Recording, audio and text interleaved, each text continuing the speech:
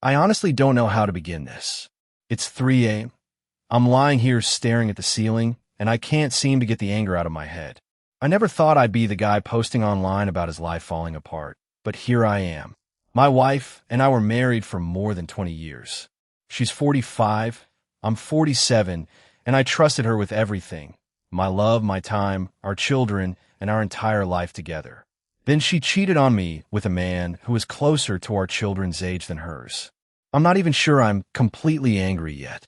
Right now, it's more like a dull, numb pain that hasn't fully hit me. But to understand how everything fell apart, I need to go back to the beginning. My wife and I met in college and got married in our early 20s. I grew up in a normal, hard-working family. We weren't rich. My wife came from a completely different world. Her father owned several successful businesses, and her mother spent her time organizing charity dinners. From the beginning, I could tell her parents didn't approve of me. They never said it directly, but I could see it in their expressions and in the way her mother questioned me about my future, almost as if she were interviewing me for a job. Still, I loved their daughter, and she loved me. At least, that's what I believed. When we got engaged, her family brought up a prenuptial agreement. I remember sitting in their huge living room while her father stared at me, and their lawyer explained the terms. Basically, if we ever divorced, my wife wouldn't owe me anything, and I would have no claim to her family's money. At the time, I honestly didn't care. I wasn't marrying her for money. I was a broke college kid, and I wasn't bringing much financially into the relationship anyway. So I signed a prenup without giving it much thought. Looking back, I realized that was probably the first time I allowed her family to treat me like I was less important than them. But I ignored it. I loved her, she loved me, and I thought that was all that mattered. A few years later, we got married and had our first child, Christie. Life was good. I worked hard at my job and earned a decent income while my wife stayed home with the baby. That was her choice, and I supported her. I was proud that I could provide enough for her to stay home and raise our children.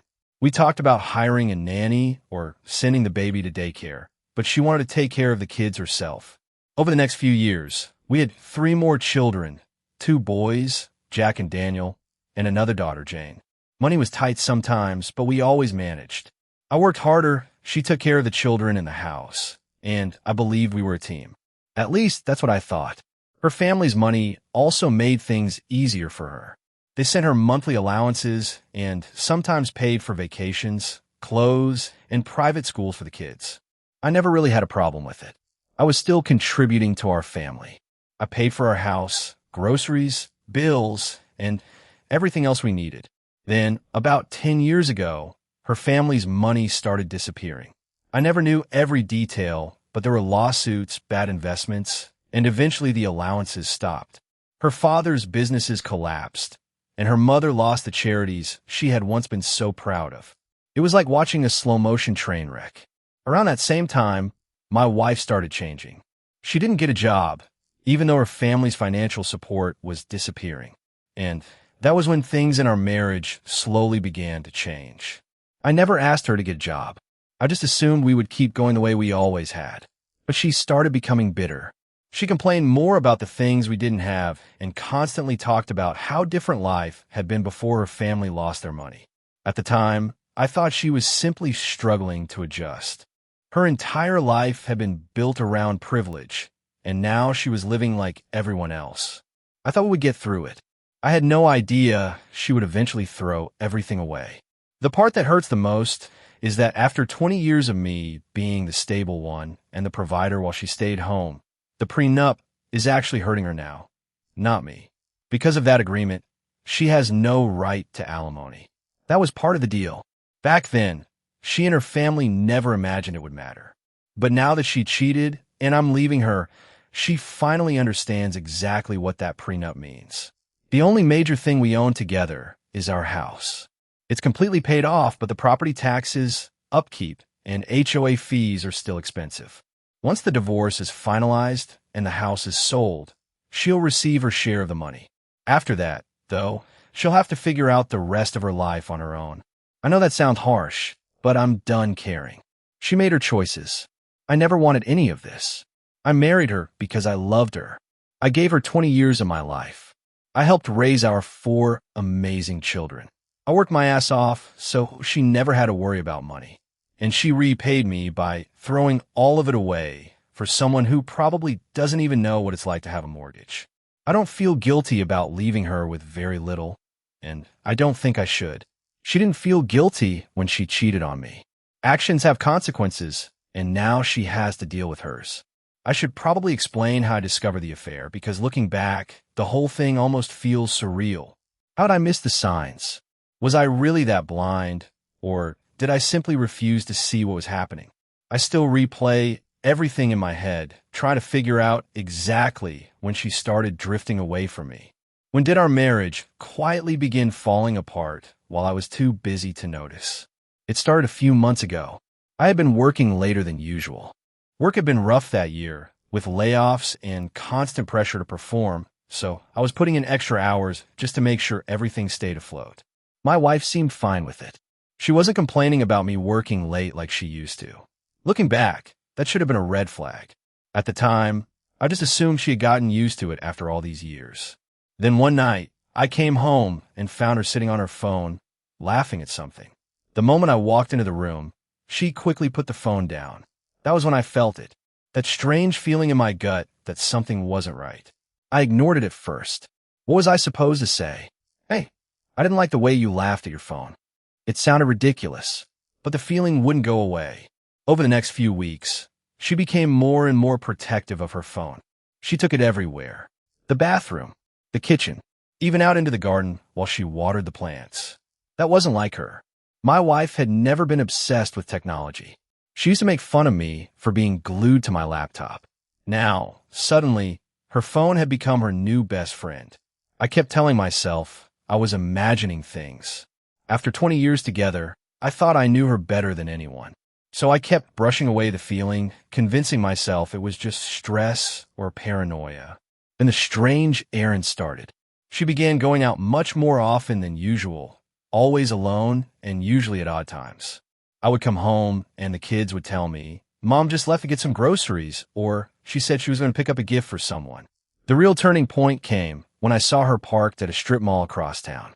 One day, I unexpectedly left work early because a meeting had been canceled. I was driving through the area to grab lunch when I spotted our car. At first, I assumed she was shopping. But when I pulled into the parking lot, I saw her sitting inside the car with someone in the passenger seat. I couldn't see the man's face, but I knew immediately that it wasn't one of our kids. I froze.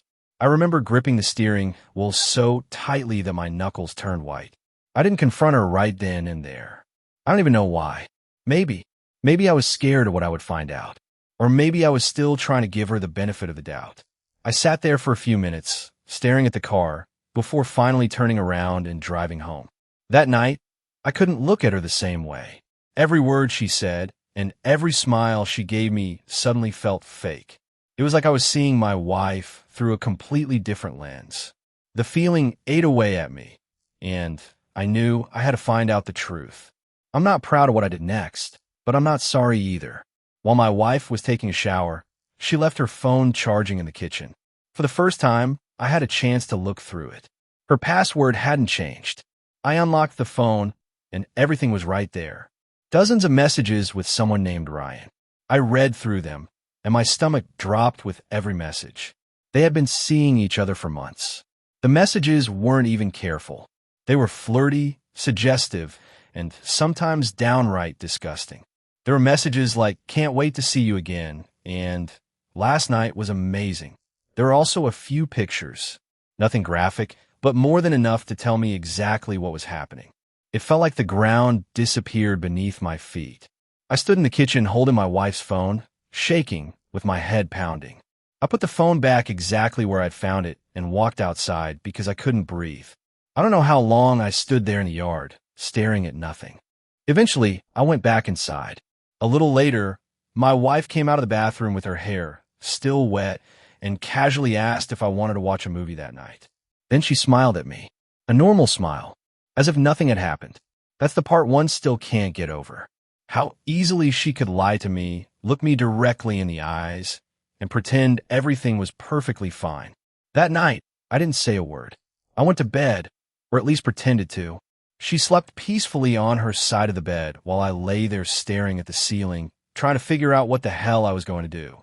Part of me wanted to wake her up right then. I wanted to confront her, scream at her, and demand answers. But another part of me felt completely numb. Maybe if I stayed quiet long enough, I could pretend I had never seen those messages. The next morning, I called a lawyer. I didn't tell my wife anything.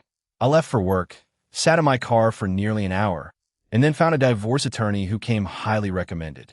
I didn't want to play games. I wanted to understand my options and figure out how to get out of this marriage as cleanly as possible. My lawyer was excellent. She calmly walked me through everything and told me that I needed to be smart, not emotional.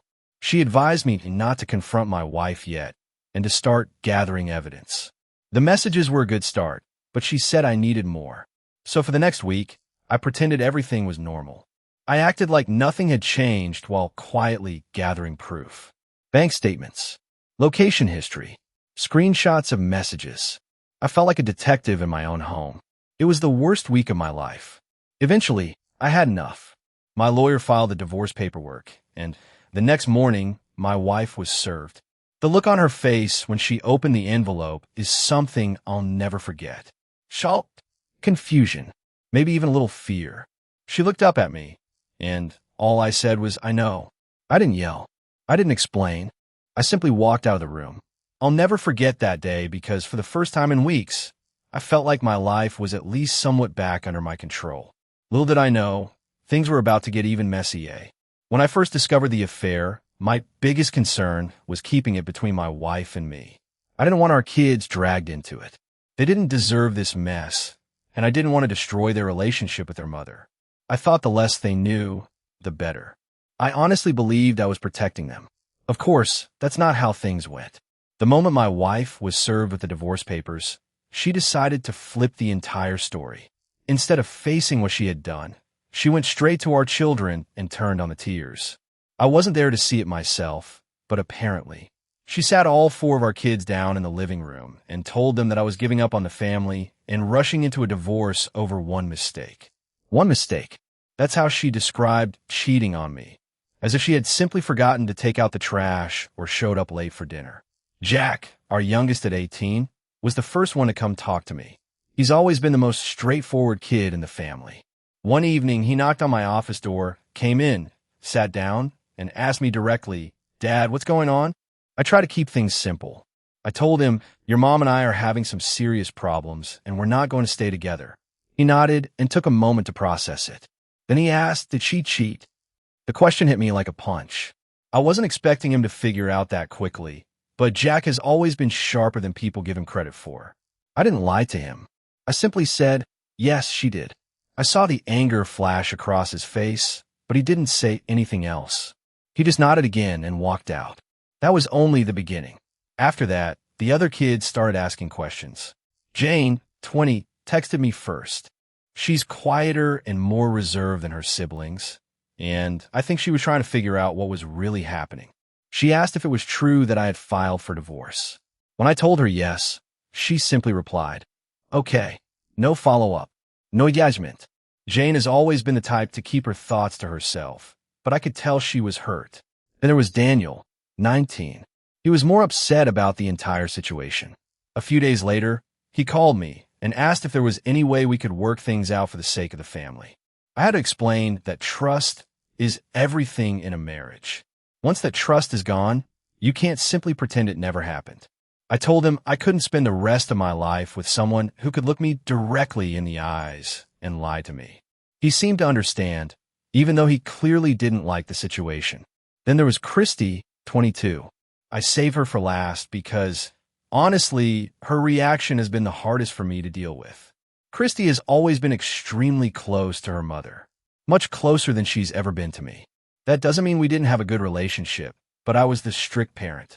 I made the rules and enforced them, while my wife was the fun, easygoing mom. So I wasn't surprised when Christie immediately took her mother's side, but still hurt like hell. One evening, Christie showed up at my house practically demanding to talk to me. I let her in. She didn't waste any time. "Why are you doing this to Mom?" she asked. It wasn't a question about what had happened. She didn't ask for my side of the story. She was already accusing me. I stayed calm because at the end of the day, she was still my daughter and I loved her. I told her the truth as simply as I could. Your mom cheated on me.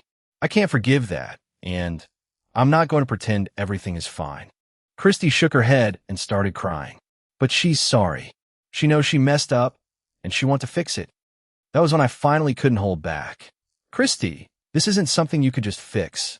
This isn't a broken plate that you can glue back together. Your mom made choices that destroyed this marriage. I'm not going to stay married to someone who doesn't respect me. She looked at me as if I had slapped her. You're just giving up, she said. You're destroying this family because you're too proud to forgive her. That broke me. I wanted to yell. I wanted to scream that I had given 20 damn years to this marriage and that her mother was the one who destroyed it. But I held my tongue. Yelling wouldn't solve anything. Instead, I told her, Christie, I love you, but this is between your mother and me. You don't understand everything that happened, and it's not your job to fix this. She left angry. For the next few weeks, every time I heard from her, it was the same thing. Pleading, crying, begging me to give her mother another chance. I kept offering to pay for therapy because I knew Christie was hurting too. But she refused. She kept telling me there wouldn't be anything for her to cope with if I would just stop the divorce. Eventually, I had to limit my contact with her for my own mental health. It broke my heart to do that, but I couldn't keep having the same argument with her every single day. I told her I'd talk to her again once things had calmed down, but until then, I needed some space. The other kids mostly stayed neutral.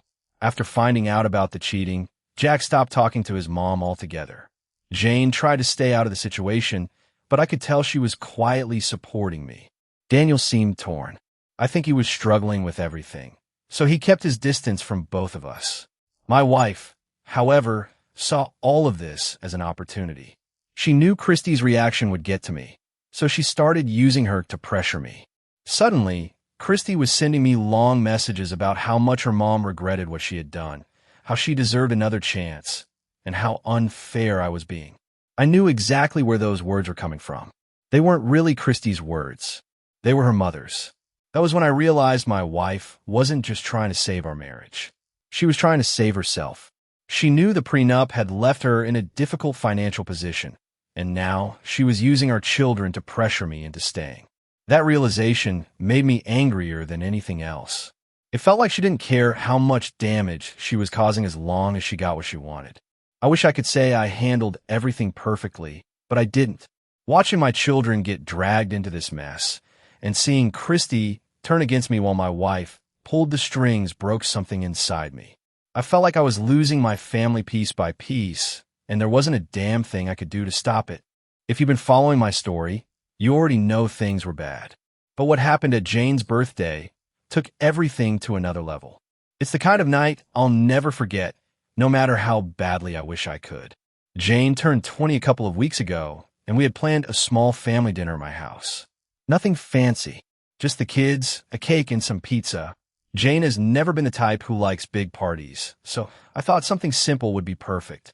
I knew the night would probably be awkward because it was the first time my wife and I would be in the same room since I filed for divorce.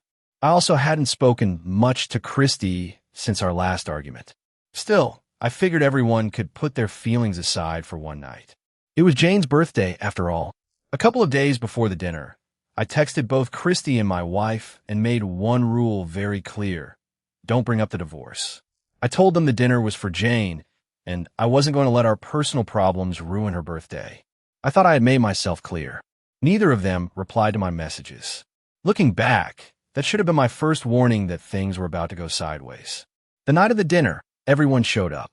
My wife was the last to arrive, which was pretty typical for her.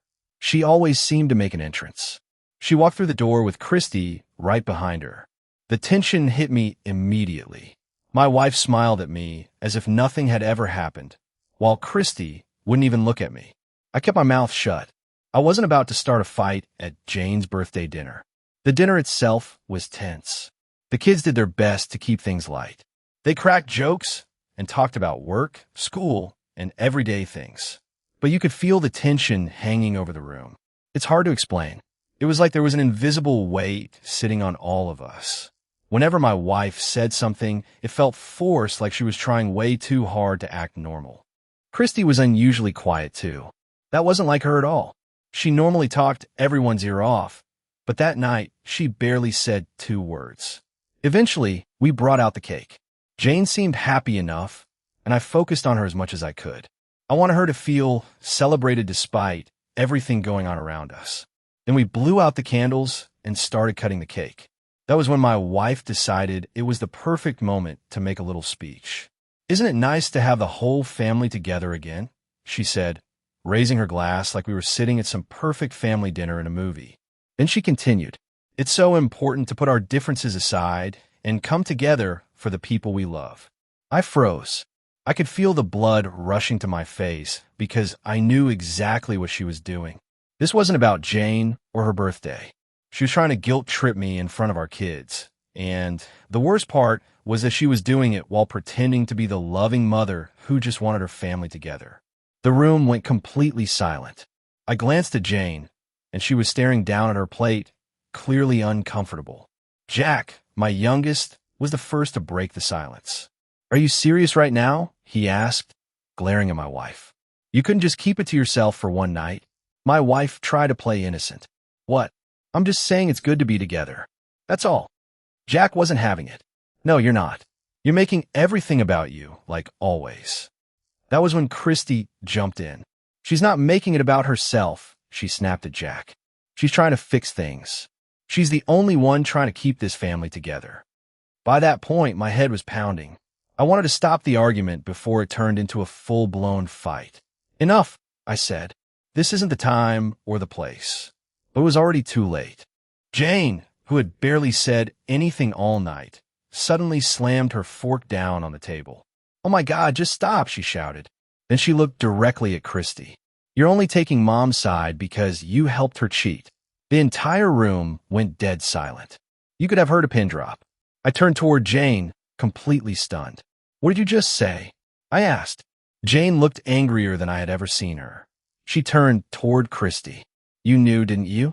You knew about Mom's affair, and you helped her hide it." I looked at Christie. I swear she went pale. She didn't say a word. She just sat there looking guilty as hell. That was when I realized Jane was telling the truth.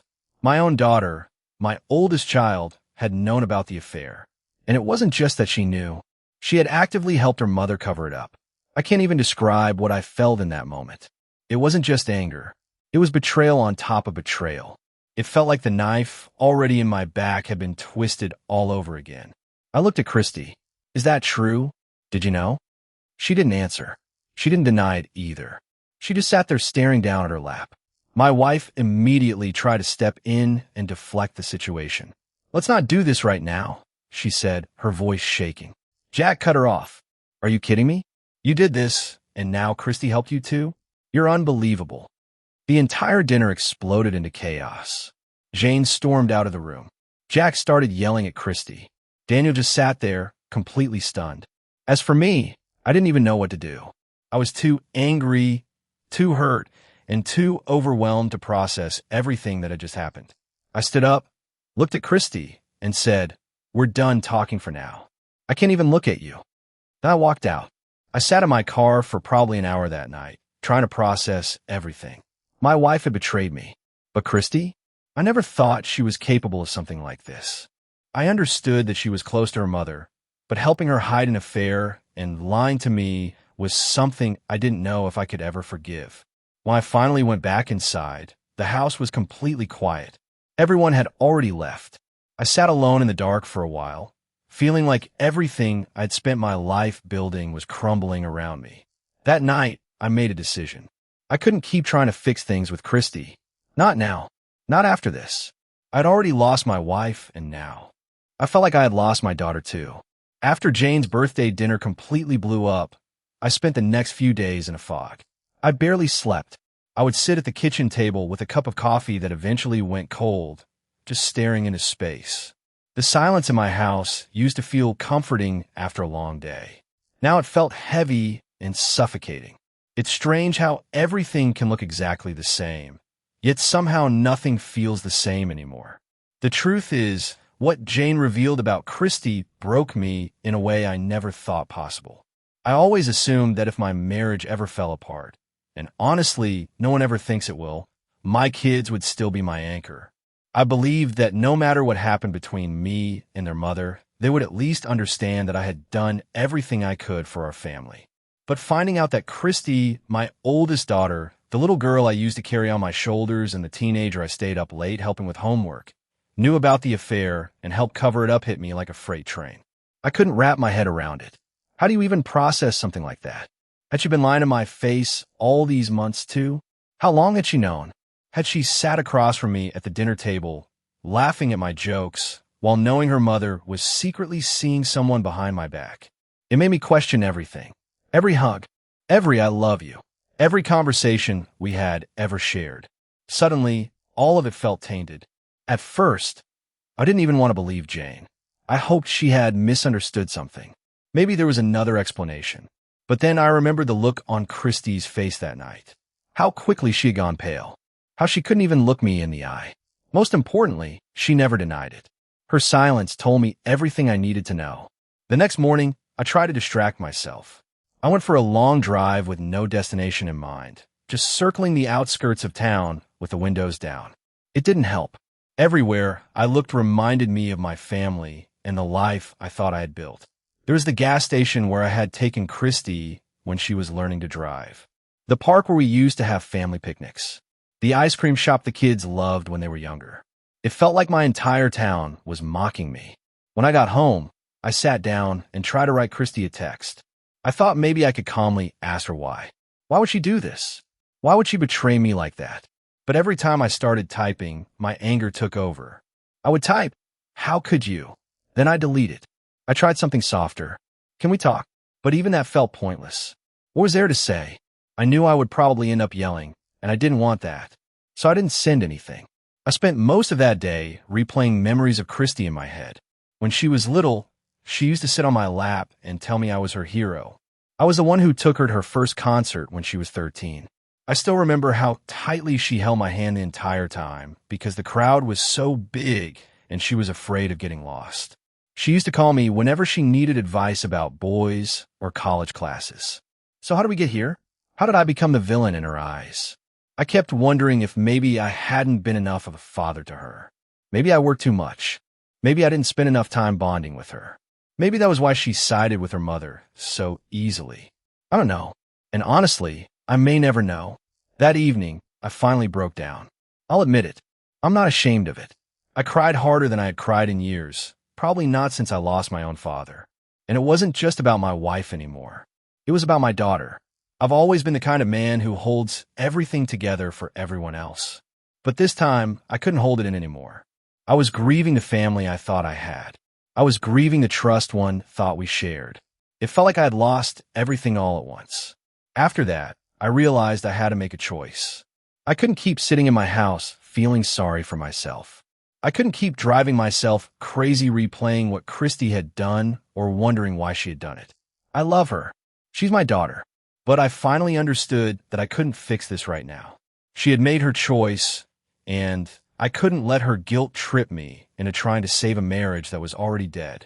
The next morning, I finally texted her. It wasn't long. "Christie, I love you, but I need some space right now. I can't talk about this until I've had time to process everything. I hope you understand." She didn't respond. It hurt not hearing anything back, but strangely, it also gave me a little peace. For the first time in weeks, I felt like I was finally taking control of something in my own life. Christie wants to blame me for breaking up the family, but I refuse to carry that burden. I didn't cheat. I didn't lie. I didn't drag her into this mess. Her mother did that. And if Christie wants to ignore that fact, that's on her, not me. For now, I've decided to focus on the kids who do understand what happened. Jack hasn't spoken to his mom since Jane's birthday. He's angry, but I can tell he's also trying to hold himself together. I talked to him briefly about everything, and all he said was, "Mom screwed up. That's not on you." Hearing him say that made me realize I wasn't completely alone. Jane has been quiet since her outburst, so I pulled her aside the other day to check on her. I told her I was proud of her for standing up for what was right, even though it caused such a huge scene. She teared up a little and said, "I just wanted the truth to come out." I hugged her. For the first time in weeks, I felt like maybe things are going to be okay. Daniel is still keeping his distance, but I know he'll probably come around eventually. He's always been the middle ground kid, and I don't blame him for not wanting to take sides. As for my wife, I haven't spoken to her directly since Jane's birthday. My lawyer handles everything now, and I plan to keep it that way. The less contact I have with her, the better. I don't know what the future holds with Christie. Maybe one day she'll realize what she did, and we'll be able to rebuild our relationship. Or maybe we'll never recover from this. All I know is that I can't force her to see the truth, and I can't allow her guilt or manipulation to control me anymore. For now, I'm taking things one day at a time and focusing on the children who are still here for me.